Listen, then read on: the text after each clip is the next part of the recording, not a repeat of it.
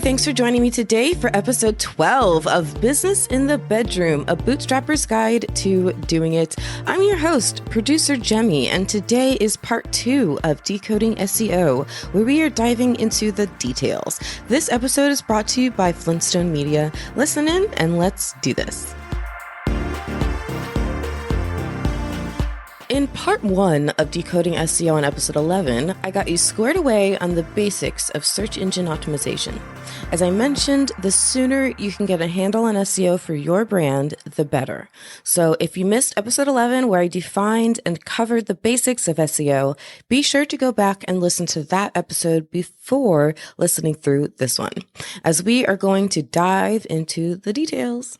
And a great place to start is with discussing Google Analytics. So Google Analytics is a web analytics service offered by Google that tracks and reports website traffic. Essentially, it's your behind the curtain look at how the Google algorithms are seeing your website. So I'll include a link to it in the show notes. It's super important that you use Google Analytics on your site.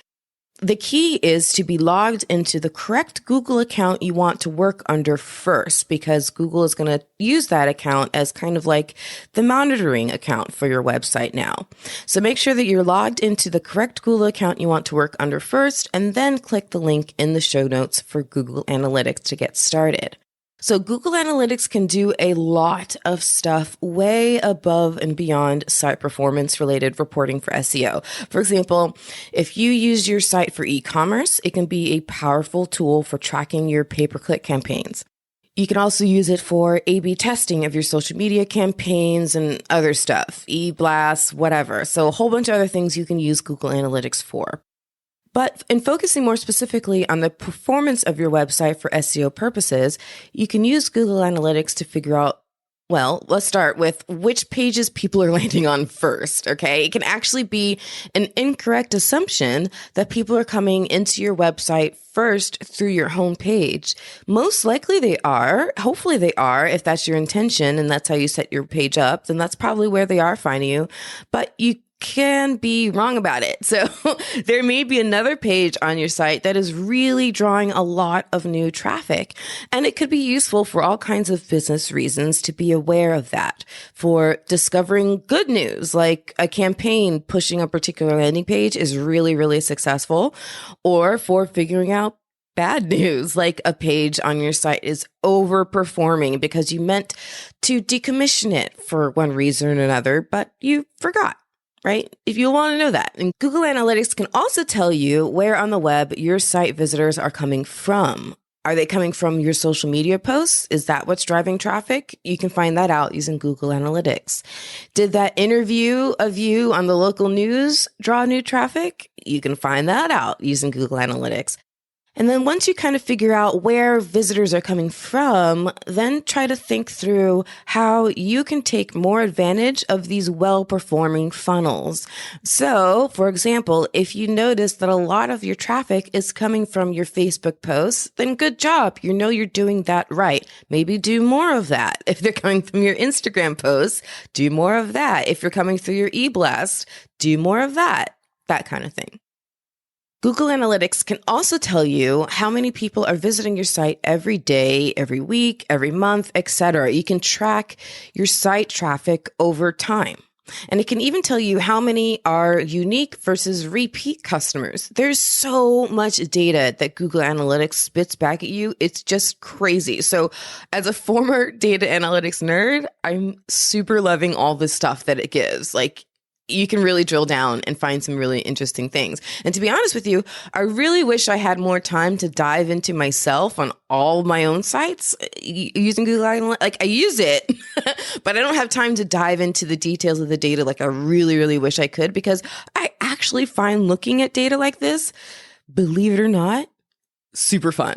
Like, that's me. That's Jemmy. I am a nerd. So yeah, the fact that you can use Google Analytics to see how well your site has performed over time, like if you're doing a particular campaign, or is there a season that your site gets more traffic around, all that kind of stuff, you can track it over time using Google Analytics. Really, really cool. All right, Google Analytics can also tell you how long people are staying on your site.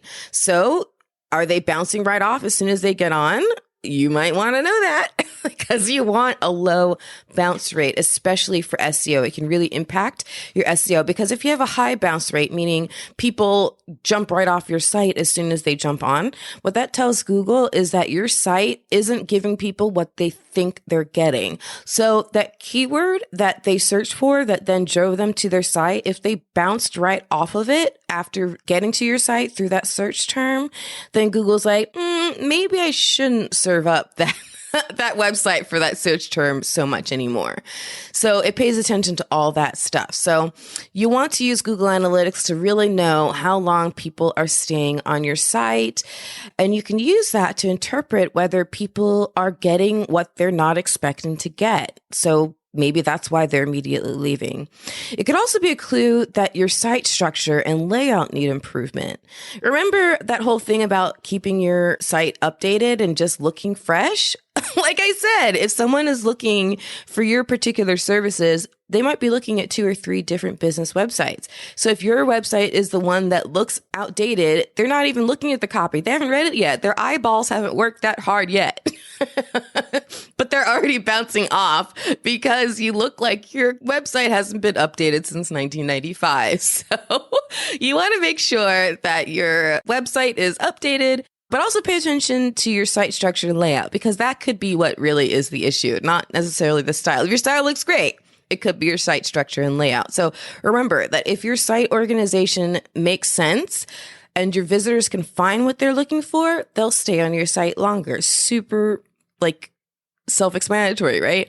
But perhaps people are also having a hard time finding what they need where they expect it to be. So as an example, if they're just looking for your phone number to call you, make sure that your phone number is on your contact page. Make sure it's in your header, in your footer. Where are people expecting to find these kind of details on a website these days? Make sure that your info is in those areas. And also reconsider the organization of your navigation menus. It really needs to make sense to your visitors. So if you're looking at your navigation menu and you realize, oh, maybe this thing shouldn't be under About Me. Maybe this thing should be under Contact Me, right? Just kind of give it an honest evaluation.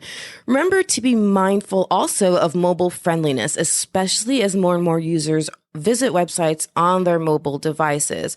So Google Analytics is going to tell you if people are jumping off, and if they're jumping off and you're looking on your website only through your desktop to figure out why you're making a mistake.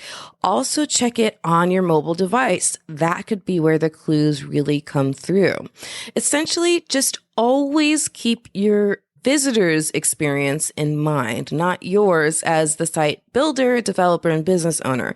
You want to keep the site visitors' experience in mind. I seriously cannot mention this enough, that the amount of time the average visitor stays on your site is a major SEO driver. And pro tip, when you create links on your website to a different website, like let's say you create a post about your interview in such and such magazine. Well, that link to such and such magazine, make sure that that opens up onto a new browser tab. That way, the visitor stays technically on your website. It just opens up the other website on a new browser tab. So pro tip.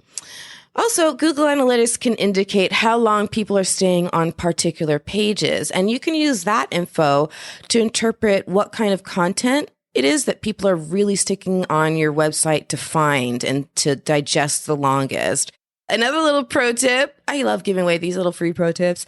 Add elements into your website that keep people on your site longer. For example, if you go to Florida Podcast Network's homepage, right at the top is a banner that rotates through fun facts about Florida. So it immediately catches your attention. And then you're like, ooh, what's next? Ooh, what's the next fun? And you're just stuck watching these things flip by. I have watched the data. It's worked. I also have a map on FPN's homepage, and the purpose of that map is to kind of locate where our hosts live and where our shows are emanating from, right? But it's another reason, another tool that keeps people looking at that homepage just a little bit longer. So add in elements on your website. Think about what can you do on your website that might keep people looking at a web page a little bit longer. Psychology is a fun tool, guys. And finally, Google Analytics can also monitor the load time for your different pages on your website, basically your site's speed and performance. So you can check for any pages running really slow that are causing people to jump off your site and negatively impact your website's bounce rate. And if you find that certain pages are loading, not just your whole site, but certain particular landing pages, then that can give you a clue that maybe there's something on that landing page that's causing a hiccup. Maybe a certain amount of code, a certain embedded code there is causing a really slow load. Or maybe your images are way too big and it's taking so long for the browsers to load that page. Or there's a plugin that's way outdated and it's only found on that page and it's affecting your load time. Whatever it is, right? The fact that Google Analytics can tell you the load times and speed rates of not just your entire website, but also of particular landing pages can really help you decipher where your problems are hiding on your website. So let's next take a deeper look at site relevancy, because you will remember how much I went on and on and on in episode 11 about how important site relevancy is. It essentially means how well your site is deemed to relate to a certain topic, a certain Google search term, a certain keyword, key phrase. And you want your site to relate really, really well to all the things you're hoping people come to it for, right? So like I mentioned, if I'm building a website all about my widget business, I better have a lot of stuff on that website all about the wonders that are widgets, right? So in building your website in particular, when thinking through the kind of copy to include on all the pages, you'll want to maximize your SEO benefit. The simplest way to do this is to just come up with an instinctive list of keywords and key phrases that you'd hope and expect your brand to pop up for if someone were to enter that term into Google. So step into the mind of a user, of a potential customer for a moment, and imagine you're sitting down at Google. You don't work there. Imagine you're sitting down at your computer on Google is on your browser and you're typing in a search term and you're hoping that your business pops up for that person's search term. What is that search term? So create a list of those, right? And it can be just from your gut instinct. So for example, if I were trying to sell scuba gear in Key West, I'd like my website to have plenty of references to scuba gear in the Keys. I could write a blog about scuba gear care, for example, and that constantly fresh, new, and relevant content will keep my website well ranked for those related keywords. And the next level way to put together a list of valuable keywords to focus on your site is to use a third-party site or software to analyze your site for you. These services let you check your site's relevancy against certain keywords and can be super powerful when figuring out the best ways to add content to your site to really attract the right customers. They can also suggest keywords that you can try intentionally using throughout your site to rank better in just that way. So just make sure that you use any keywords that they suggest authentically, or it'll work against you.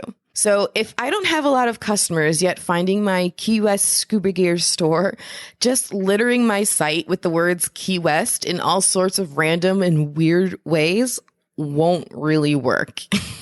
In other words, I wouldn't just copy and paste a blog from my old Volkswagen fan site. Not a thing. So don't go trying to find Jemmy's Volkswagen fan site blog. It's not a thing. But I wouldn't go to my old fake Volkswagen fan site, copy a blog post, and just replace every instance of Volkswagen with the word Key West and put it on my site and expect magic to happen. Google will see right through my fake ass blog post and the dual tone leather bucket seating features on the latest Key West Beetle. Like, none of that will make sense, and Google will figure that out. Don't ask me how, they just will. So no, use the keywords with purpose and good intention in the site copy, in the menu headers, in the image alt tags, etc., etc., etc. Remember, be authentic. But these services can at least help you figure out which keywords you should really target. And another pro tip, if you have an option to display something using text versus using an image of a word or an image of a paragraph or something like that, like a screenshot of something, if it will look exactly the same to the end user, by default, use the text, not the image. Because that extra word or the extra full paragraph of copy or whatever adds all kinds of extra keywords, and that adds more SEO than the extra image of the word or the paragraph could. So pro tip, if you have the option and it would at the end display just the same and look just the same, default to using the actual text.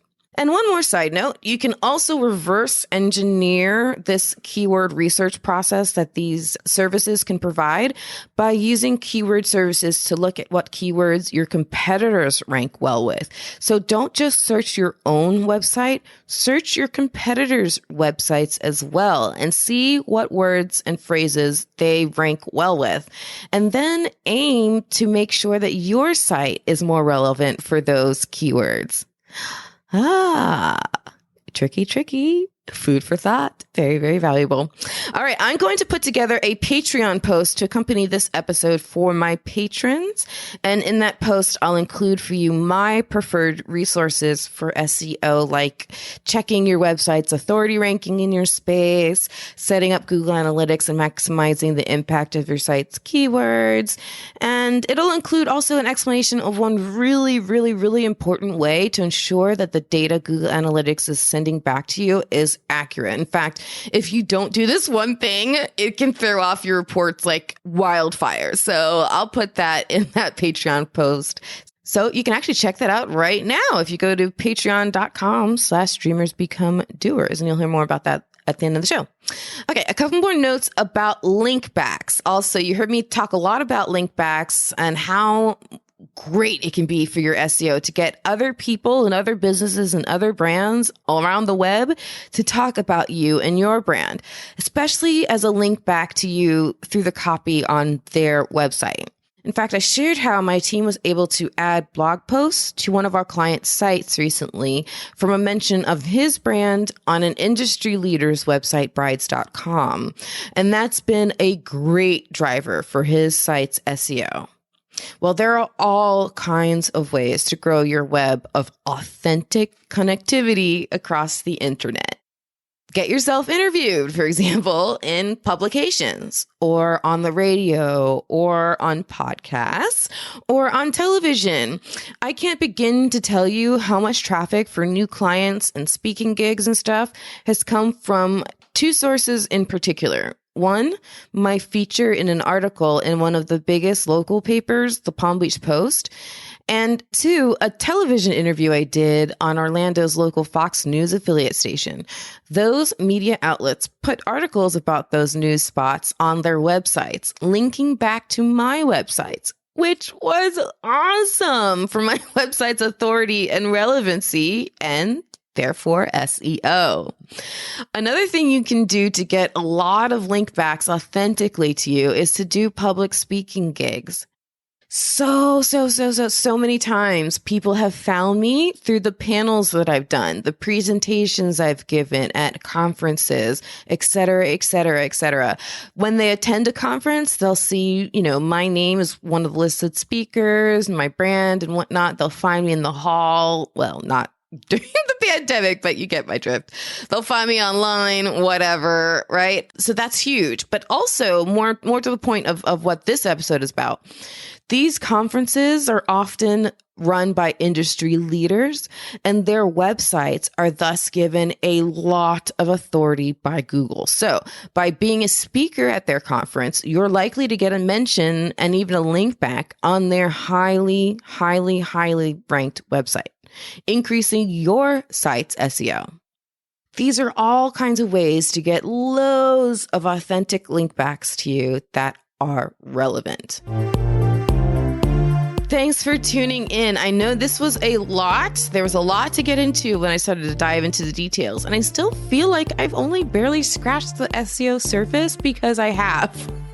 So honest to God, go to Patreon, patreon.com/dreamersbecomedoers, and look up that post where I give a lot more resources on how to do this yourself, how to set up your Google Analytics, how to track things, how to do it, how to get the keywords research done, all that kind of stuff. It'll be right there on Patreon. So I'm assuming you're listening to this because you're running a business in your bedroom or you're thinking about it. So I also want to hear from you. So as you're doing more research, setting up, SEO things on your website, as questions come up, please send me a message. I would love to hear from you. Whether you want to argue with me, maybe say something that I got wrong, I'm open to that. Like I said, very flawed human over here on this side of the microphone. So if there's something that I've said that you want to argue with me about, or you have questions about, or whatever, you can actually just hit a button right on bizinthebedroom.com, record a message, and then I can get to hear from you,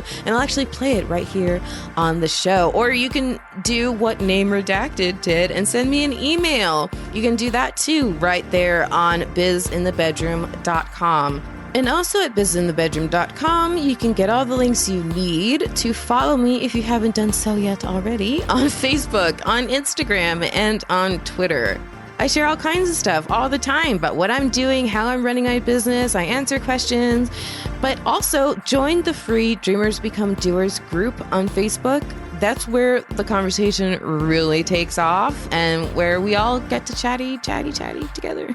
So join us on Facebook at Dreamers Become Doers. And you can find all the links for everything I shared, including more details and show notes about today's show at bizinthebedroom.com. So again, that's bizinthebedroom.com. And remember to hit it hard. Keep the lights on.